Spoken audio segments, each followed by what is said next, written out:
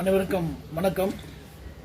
சுதேசி தமிழ்நாடு மக்கள் நல சமூக சேவை அமைப்பு இந்த வீடியோ பதிவு எதுக்காக பார்த்தீங்கன்னா, திருவள்ளூர் மாவட்டம் திருமழிசையில் 8வது வார்டு பிரியாம்பத்து ஆத்துக்கால் தெருவு. இந்த தெருவில் டவுன் பஞ்சாயத்து, அந்த பஞ்சாயத்து ஒரு 3 வீடு, ஆமாம் 3-4 வீடு தள்ளி ட்ரைனேஜ் பாதாள சாக்கடை அடைப்பு ஏற்பட்டு தண்ணி வெளியே வந்திருக்கு. கிட்டத்தட்ட ஒரு மாதமாக வராமல் இருக்குது. இத்தனைக்கும் பஞ்சாயத்து பக்கத்தில் தான் இருக்குது, எந்த நடவடிக்கையும் எடுக்கலை.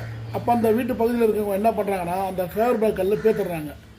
நீங்களே பாருங்கள், அந்த கல்லை பேத்து வச்சுருக்காங்க பாருங்கள். இந்த கழிவுநீர் தண்ணி எப்படி வெளியே வந்திருக்கு பாருங்கள், கொப்பிச்சு வெளியே வருது. இந்த கழிவுநீர் தண்ணி வந்து பார்த்திங்கன்னா வெளியே வந்து பிறருக்கு தீங்கு விளைவிக்கக்கூடாது அப்படின்ற எண்ணத்தில் அந்த ஃப்ளவர் பேக் கல்லெல்லாம் பேத்து ஒரு ஓரமாக வச்சுட்டு அதை காவா மாதிரி ஆக்கி